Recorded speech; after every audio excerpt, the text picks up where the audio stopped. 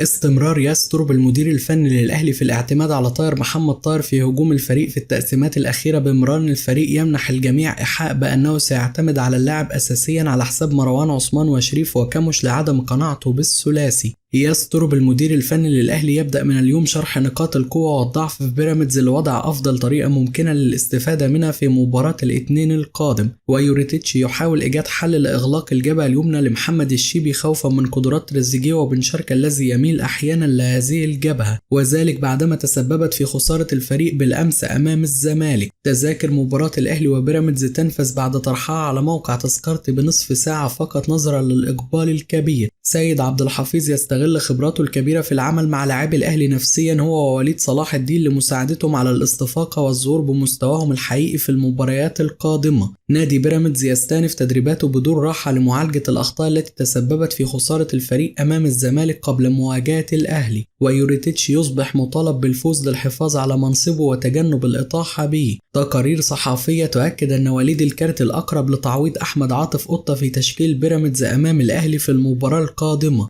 الكابتن محمود الخطيب يواصل ظهوره في مقر النادي الأهلي لحضور التدريبات مع سيد عبد الحفيظ لتقديم كل الدعم للاعبين في هذه الفترة الحساسة من الموسم. محلل أداء الأهلي يسلم يستر بتقرير مفصل عن مباراة الزمالك وبيراميدز بعدما حضر المواجهة من المدرجات أمس لمراقبتهم عن قرب. إبراهيم المنيسي الإعلامي بقناة الأهلي يحذر لاعبي الأهلي بشدة من الانخداع بغيابات بيراميدز المؤثرة في المباراة القادمة، ويؤكد أن المباراة ستكون صعبة على أي حال والفوز بها مطلوب تحت أي ظرف من الظروف للحفاظ على حظوظ الفريق في الفوز بالدوري وكذلك الاقتراب من ضمان خطوة اللعب بدور الأبطال الموسم القادم. الأهلي ينتظر اختيار اتحاد الكرة لحكم من حكام الصف الأول في أوروبا لمباراتي الفريق أمام بيراميدز والزمالك في ظل العبث الذي يقوم به الحكام المصريين. أحد جماهير الأهلي على مواقع السوشيال ميديا يؤكد أن الأهلي يحتاج إلى التنسيق مع سيراميكا كليوباترا وسموحة لطلب حكام أجانب في مبارياتهم مع الزمالك حتى لو كان على حسابه الشخصي إن أراد الفوز بالدوري، خصوصا في ظل توجه التحكيم المصري الواضح لإهداء الدوري للزمالك. نادي الزمالك يقرر مكافأة معتمد جمال بعقد لمدة موسم قابل للتمديد لمدة موسم آخر، ويدرس جديا اصطحاب بعض رموز النادي في رحلة الجزائر على نفقة ممدوح عباس رئيس النادي السابق لتقديم الدعم للفريق في ذهاب نهائي الكونفدرالية. كهربا يستغل اشتعال الدوري بفوز الزمالك أمس ويحاول تحفيز زملائه في إنبي لتقديم مباراة كبيرة أمام الزمالك وتعطيل الأبيض في الدوري مجددا، ويؤكد لأقطاي وحامد عبد الله وزملائه أن مباراة الزمالك القادمة ستكون شهادة ميلاد جديدة وقد تكون سببا في نقلة كبيرة في مسيرتهم بالملاعب وشهرة كبيرة. حرص كبير جدا وتحذيرات شديدة في نادي الزمالك من مواجهة إنبي بسبب خسارتهم أمام الفريق البترولي في آخر مباراة بينهم بالدوري. فرج عامر رئيس نادي سموحة السابق يؤكد أن هذا الموسم لو انتهى بمشاركة الأهلي في الكونفدرالية ستكون بمثابة شهادة وفاة رسمية لهذا الجيل من لاعبي الأهلي. الأهلي يوافق على سفر يوسف بالعمري لقضاء أجازة في المغرب واستكمال علاجه هناك بعدما تأكد غيابه لنهاية الموسم. محمد ناجي جدو مدرب بيراميدز ينتقد الحكم محمد الغازي ويؤكد أن بيراميدز حرم من ركلة جزاء واضحة واحتسب ضده هدف تسلل، وتم إيقاف أحمد سامي الحصول على إنذار في كرة نفسها لم تحتسب ضد الزمالك. ولجنة الحكام باتحاد الكرة ترد وتشيد بمحمد الغازي حكم المباراة وتؤكد أن قراراته كلها كانت صحيحة ولم تؤثر على نتيجة المواجهة، وذلك رغم تأكيد أغلب خبراء التحكيم في مصر والخارج وجود ركلة جزاء واضحة لبيراميدز واشتباه في عدم صحة هدف نادي الزمالك. جماهير الأهلي تنتقد بشدة مدرب بيراميدز ومحمد ناجي جدو ومجموعة المسؤولين في إدارة بيراميدز وتطالبهم بالصمت وعدم إصدار الضجيج،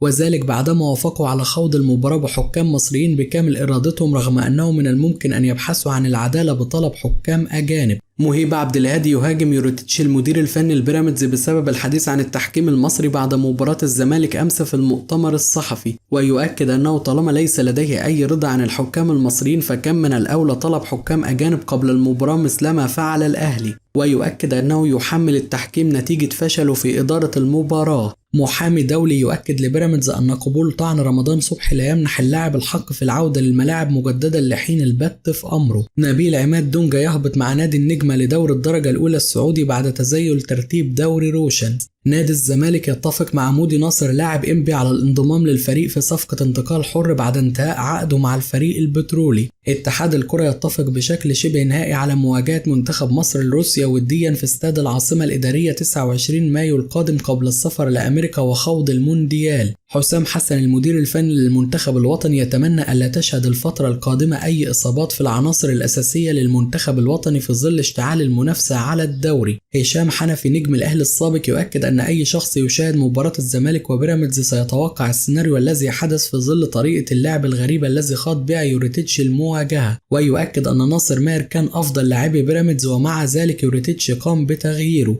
والشيبي كان نقطة ضعف واضحة في بيراميدز أمام الزمالك. ضياء السيد المدرب العام السابق للمنتخب الوطني يؤكد أن النادي الأهلي إذا حقق الفوز على الزمالك وبيراميدز في مبارياته القادمة سيكون هو بطل الدوري، والدوري مازال في الملعب وكل الأمور واردة في الجولات القادمة. وحتى لو لم يفز الفريق باللقب فهو يعتقد أن فوز الأهلي في الأربع مباريات المقبلة والظهور بشكل جيد سيرضي الجماهير بعد كل ما حدث هذا الموسم. طارق يحيى لاعب الزمالك السابق يؤكد أن الأبيض لا يحتاج حاليا إلا تجنب الخسارة من الأهلي للفوز بالدوري، وما حدث الموسم الماضي بخسارة بيراميدز أمام فاركو والبنك وإهداء الدوري للأهلي لن يتكرر مرة أخرى في وجود جماهير الزمالك. أحمد سليمان عضو مجلس إدارة نادي الزمالك يؤكد أن الزمالك لن يشغل باله بنتيجة مباراة الأهلي وبيراميدز القادمة، فهو يملك الآن زمام الأمور وكل شيء في أقدام لاعبيه، وتعادل الأهلي وبيراميدز قد يحسم اللقب للزمالك، ولكن الزمالك يمكنه حسم الأمور بنفسه بالفوز في 3 مباريات من الأربعة المتبقية له. ويؤكد أن الطموح في الزمالك لا يقتصر على الدوري فقط بل يمتد للفوز ببطولة الكونفدرالية أيضا في إطار سعي النادي لتحقيق موسم استثنائي، وهو يثق أن جماهير الأهلي تريد تتويج الزمالك بالدوري إذا لم يحصل عليه الأهلي. محمود أبو الدهب ينتقد بشدة يوريتيتش المدير الفني لبيراميدز ويؤكد أنه أهدى لنادي الزمالك الفوز في مواجهة الأمس بالإدارة الفنية الخاطئة للمواجهة، ومباراة الفريق القادمة أمام الأهلي ستحدد بشكل كبير مدى إمكانية استمرار بيراميدز في المنافسة من عدمه، فإذا حقق الفريق الأحمر فيها الفوز سيخرج بيراميدز من المنافسة رسميا. صالح جمعة ينتقد بشكل كبير يوريتيتش المدير الفني لفريق بيراميدز ويؤكد أنه يعيش أيامه الأخيرة مع الفريق السماوي ودائما ما يدير مبارياته أمام الزمالك بشكل خاطئ، وأي مدرب لو معه سكواد بيراميدز الحالي قادر على تحقيق كل شيء في الموسم.